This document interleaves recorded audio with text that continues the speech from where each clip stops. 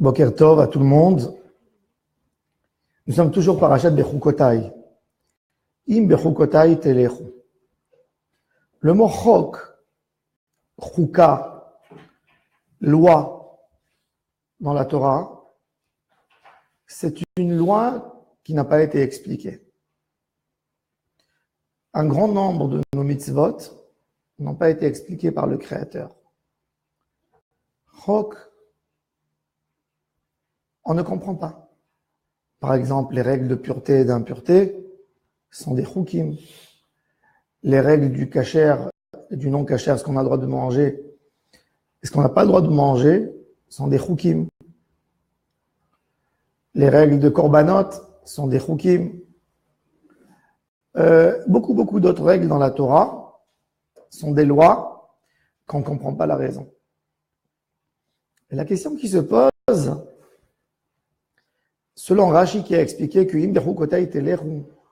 c'est d'étudier la Torah, pourquoi là on a employé la loi, puisque on comprend très bien le but de la Torah. Le but de la Torah, c'est de connaître, c'est de servir le Créateur. Donc pourquoi tu dis comme si c'était une loi, il faut étudier la Torah, même si tu ne comprends pas. D'autant plus d'étudier la Torah sans comprendre, c'est de ne pas avoir du goût dans l'étude. Mais la réponse, c'est qu'au début, quand on étudie la Torah, il ne faut pas penser vers où je vais amener l'étude. Être objectif dans l'étude de la Torah, c'est de ne pas amener la Torah vers moi. C'est moi, je dois arriver vers la Torah. Moi, je dois me rapprocher à la Torah. Il y a beaucoup de personnes qui essayent d'adapter la Torah à ce qu'ils font. Il faut savoir qu'on n'adapte pas la Torah à nous. C'est nous qui s'adaptons vers la Torah. Même dans l'étude de la Torah, quand on veut découvrir une idée, on n'a pas besoin d'avoir des pensées avant. Essayez de découvrir dans le texte. Essayez de découvrir la grandeur du texte et tout ce que le texte veut nous dire dans les mots. Le Hari HaKadosh, l'histoire du Harizal avec le Zohar, comment le Harizal est devenu ce qu'il est devenu. Le Harizal, Rabbi Yitzhak Luria Ashkenazi, il est né à Jérusalem, son papa c'était la famille Ashkenazi, c'était des juifs qui venaient à la base d'Allemagne, tous les juifs d'Allemagne, ils viennent du pays qui s'appelle Ashkenaz, ils sont partis habiter parmi les juifs séfarades, donc ils se faisaient appeler Ashkenazi, comme la famille Tsarfati, c'était des juifs de France, qui sont partis s'installer en Espagne et dans d'autres pays, donc ils se faisaient appeler Tsarfati, le français, Tsarfati. Il a épousé une fille séfarade, qui était la famille, justement, des Français, françaises. Ils sont venus à Jérusalem. Rabbi Yitzhak Luria Ashkenazi, le Harizal, est né à Jérusalem. Quand il a eu 3 ans, son papa est décédé. Sa maman, la famille française, avait un frère qui s'appelait Mordechai Frances, qui vivait en Égypte. Mordechai Frances était le responsable de la douane. La maman, elle n'avait pas de quoi vivre à Jérusalem, donc elle descend avec son fils, Yitzhak, son fils unique, en Égypte. Et il habite chez son oncle, il a étudié chez les plus grands rabbins d'Égypte de l'époque, dont Rabbi Betzalel Eskenazi, l'auteur du fameux livre Shita Mekubetzet sur le Talmud, un livre énorme.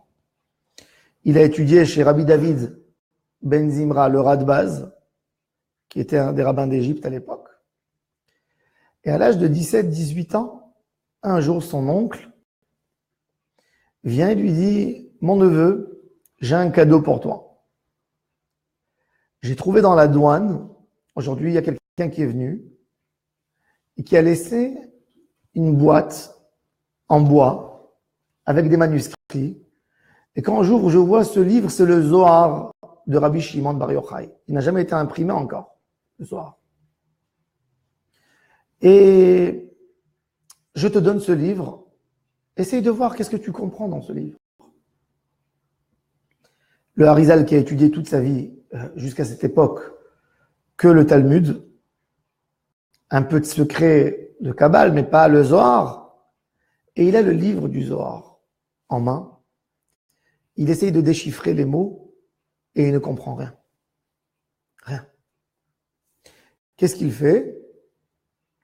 Il se construit sur le bord du Nil, petite caravane entre les roseaux, et il s'enferme. Il prend avec lui du pain en début de semaine. Il s'enferme avec le livre du Zohar et il essaye mot à mot de déchiffrer les mots.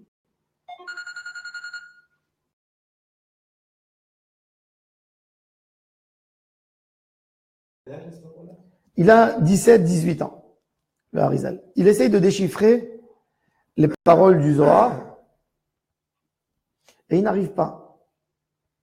Et il dit, tant que je n'ai pas compris les paroles du Zohar, je ne mangerai pas.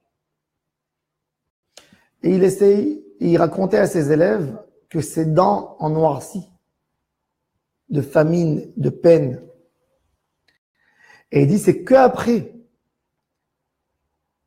quand j'ai essayé jour et nuit pour essayer de comprendre une phrase du Zohar, c'est là qu'Akadosh Baruch Hu m'a donné tout en cadeau. Et tout s'est dévoilé. Quand on étudie une Gemara, c'est très dur. Surtout pour quelqu'un qui n'avait pas l'habitude d'étudier le Talmud. C'est un raisonnement spécial. Étude de Torah. Déjà, la Torah est compliquée. Qu'est-ce qu'on va faire? La Torah est compliquée. Akadosh Baruch Hu veut qu'on se fatigue pour l'étude de la Torah. Et il dit, quand je me suis fatigué tellement, Akadosh Baruch Hu a vu l'effort que j'ai mis pour étudier les secrets de la Torah, et c'est là qu'il m'a tout donné cadeau. Il est écrit dans la Mishnah,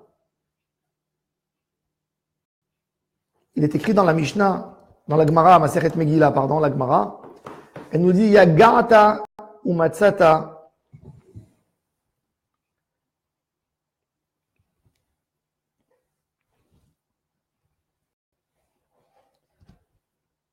La Gemara dans Megillah nous dit, Yagata ou Matzata ta'amin. Yagata, tu t'es fatigué et tu as trouvé. Si tu t'es fatigué et tu as trouvé, ta'amin, tu peux croire. Pardon, excusez-nous. Yagata ou Matzata ta'amin. C'est quoi Yagata ou Matzata? Yagata, tu as travaillé, tu as cherché, tu t'es fatigué. Ou Matzata, tu as trouvé? Si j'ai travaillé, j'ai pas besoin de trouver, c'est normal. Le résultat du travail, c'est de comprendre. Le résultat du travail, c'est de comprendre la Torah. La Gemara nous dit non. Tout ce que tu vas comprendre, c'est un cadeau par rapport à l'effort que tu as mis. Tout ce que tu trouveras dans ce que tu as dévoilé dans la Torah, ça serait toujours un cadeau par rapport à ce que tu as investi. La Torah, c'est pas humain. C'est une Torah du ciel.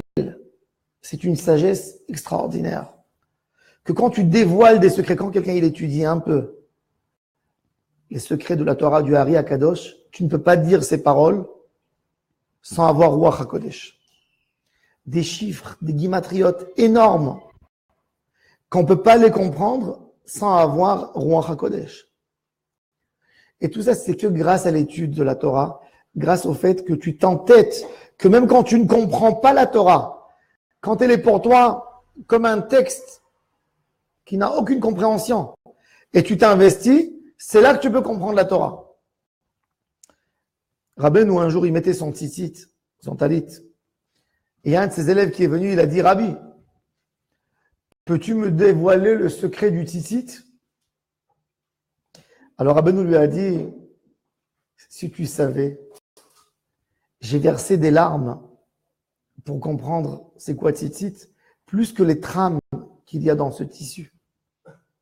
Et toi, tu me demandes, comme ça, dévoile-moi le secret de Tzitzit. Tu sais ce que j'ai pleuré à Hachem? Tu sais les heures que j'ai consacrées.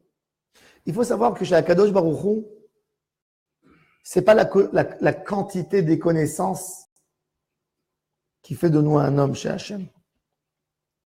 Si Hachem veut nous enseigner la Torah, il peut nous l'enseigner en 40 jours comme il a enseigné à Moïse. Tu peux découvrir tous les secrets. Hachem veut savoir jusqu'où tu iras pour dévoiler un secret de la Torah.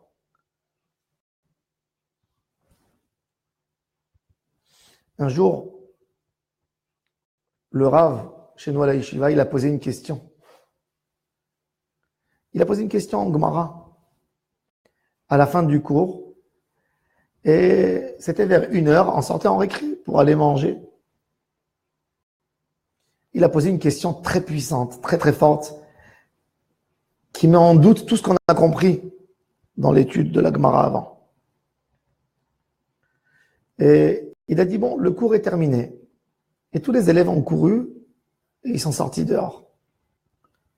Je suis resté avec 2 élèves pour aller lui poser des questions. Et je voyais que le Rav commençait à pleurer.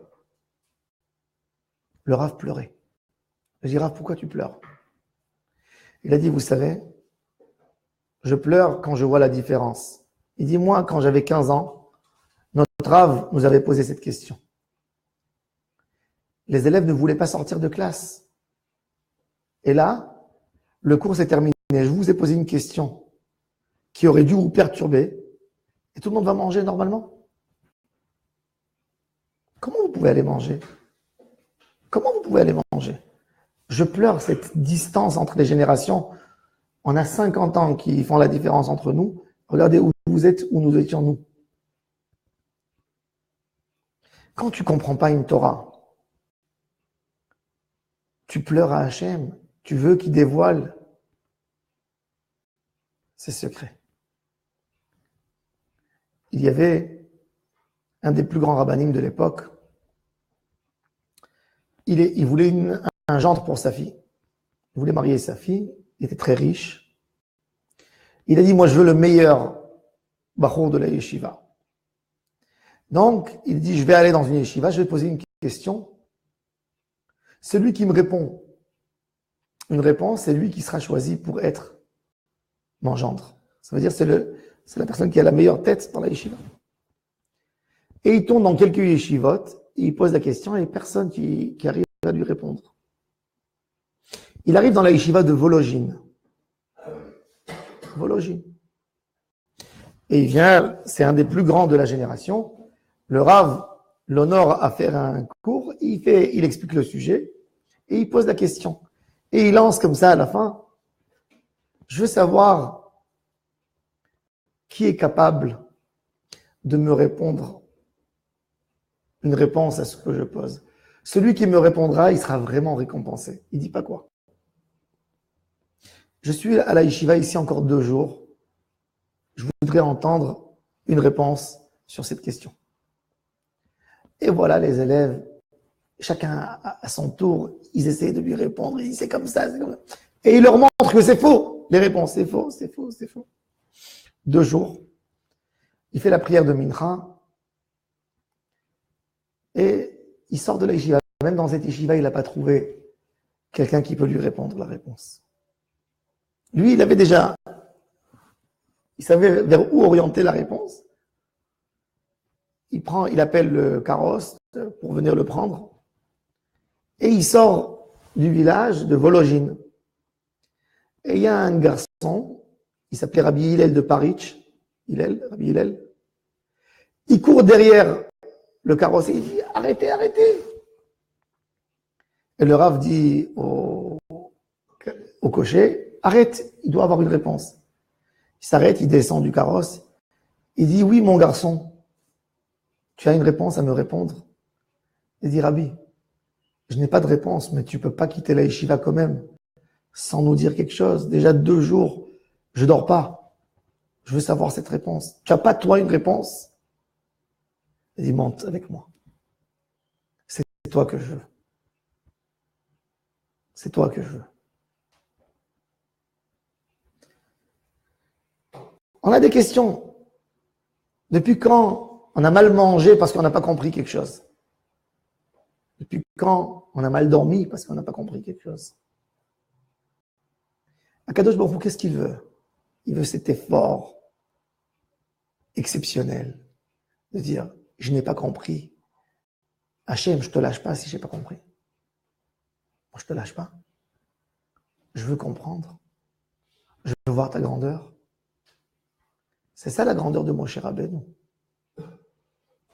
Il s'est entêté.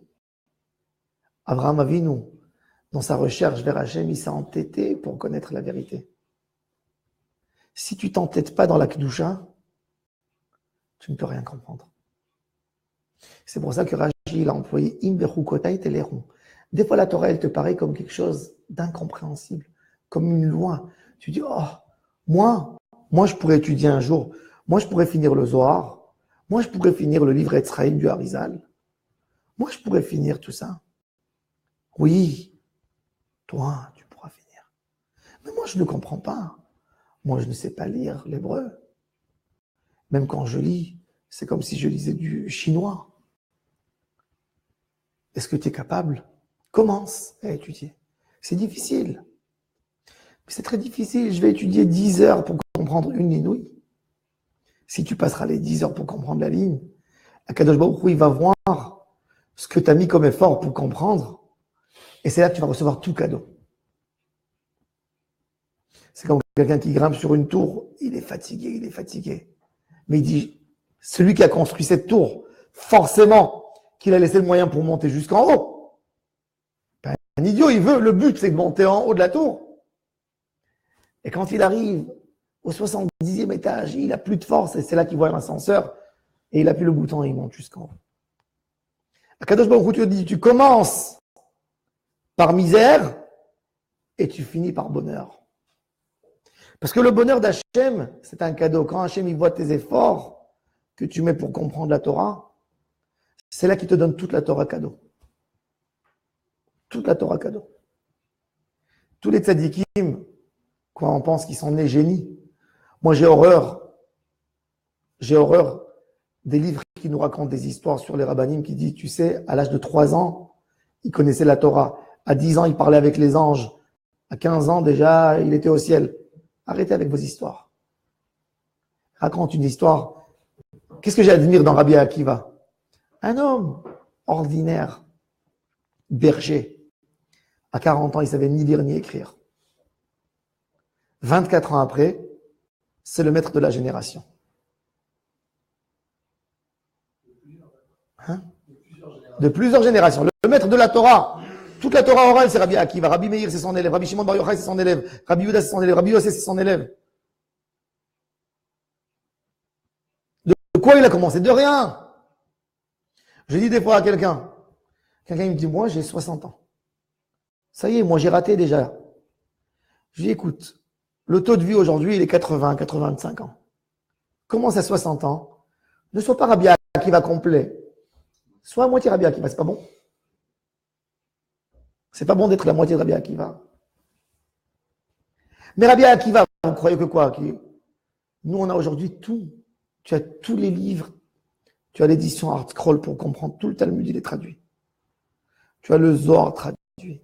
Tu as le Chumash traduit. Tu as le Shulchan Aruch. Tu as le Mishnah Berurah. Tout est traduit dans toutes les langues, simple, à portée de main. Tu as des cours. Rien qu'étudie. Mais une volonté forte. Même dans les moments où c'est dur, où tu rames, c'est très dur, tu ne comprends pas, ça devient compliqué. J'ai commencé à étudier. Les gens, qu'est-ce qu'ils font? Ils ont des très belles gmarottes, des collections. Alors tout le monde adore Baba Metzia. Il te dit, allez, on commence Baba Metzia. Elle est traduite en français, magnifique. Une feuille, 2 feuilles, 3 feuilles, 4 feuilles, ça y est, il se fatigue. Oh, c'est compliqué. Peut-être on passe à Shabbat, et il a que des livres qu'il a commencé, 2, 3, 4, 5 feuilles, il a arrêté. Prends un livre, dis-moi tant que je ne le finis pas, je ne lâche pas. Je ne lâche pas. Et là, tu vas voir le cadeau que Hachem va te donner. Quand tu es fatigué, dans le moment où tu es en train d'étudier, que ta tête elle tombe comme ça de fatigue, et tu dis non, je vais étudier cette heure. et tu vas te forcer à étudier, après ce cours-là, tu vas voir le bonheur qui va t'arriver. Tu vas voir le cadeau que Kadosh Baruch Hu va te faire descendre du ciel. Des choses que tu pourrais jamais penser, tu vas recevoir en cadeau. Tout dépend de l'effort de l'homme. Tout c'est l'effort. L'effort. Le Harizal n'est pas devenu Harizal à l'âge de 38 ans. Pour connaître ce que le Harizal a transmis, il faut la vie de Muthusalem pour comprendre. Et comment le Harizal il a reçu ça à 38 ans? Il a commencé à 18 ans. 18 ans de Zohar. Tout ce qu'on a, l'enseignement du Hari Akadosh, c'est 1 an et demi de transmission du Harizal à son élève Rabbi Chaim Vital. 1 an et demi de transmission. À 38 ans, le Harizal a bouleversé le monde. Rabbi Nachman de Breslev a quitté le monde à 38 ans. Tout son œuvre, c'est 9 ans d'enseignement à Rabbi Nathan. Il a bouleversé le monde. Bouleversé le monde. Pourquoi? Parce qu'il s'est dévoué. Il s'est donné à Hachem Barach. Quand il a voulu quelque chose, c'était minimum comme le Olam Hazé. Quand quelqu'un il a envie d'une nouvelle chose, d'une belle chose pour lui, pour la maison, il fait tout pour l'avoir. Est-ce que tu fais tout de la même manière pour avoir la Torah? Quand quelqu'un il a acheté un nouveau salon, il faut que la photo qu'il y a dans le mur, elle convient, que le rideau il soit assorti, que la lampe elle soit assortie quand même. Et il peut aller, des fois il lui manque un robinet, il va faire 200 km pour acheter le robinet qui convient pour la maison. Mais quand il a besoin de comprendre une Gemara, il a vu Rashi, il se contente de Rashi. Et pourquoi pas Tosfot? Pourquoi pas les autres accessoires? Pourquoi tu ne veux pas comprendre bien, élargir tes connaissances, tes idées? C'est moins qu'un salon, c'est moins qu'un repas, c'est moins qu'un habit qui doit être assorti. Quand Kadosh Baruch Hu, il voit ce que tu mets pour comprendre la Torah, c'est là qu'il te donne tout cadeau. C'est pour ça, Kadosh Baruch Hu, il dit, c'est chok pour toi. C'est comme une loi que tu ne comprends pas. Mais telechu, tu t'entêtes, tu continues. C'est là que la bracha, elle arrivera. Qu'on soit têtu dans l'étude. Et qu'on ne soit pas têtu dans ce qu'il ne faut pas être têtu. Mais dans les choses qu'il faut être têtu, qu'on soit têtu jusqu'au bout. Que Kadosh Baruch Hu nous aide à rester têtu. Parce que c'est que quand on s'entête, quand c'est dur et on s'y met, c'est là qu'on peut mériter le bonheur de comprendre la Torah. Je vous souhaite à tous et à toutes une excellente journée.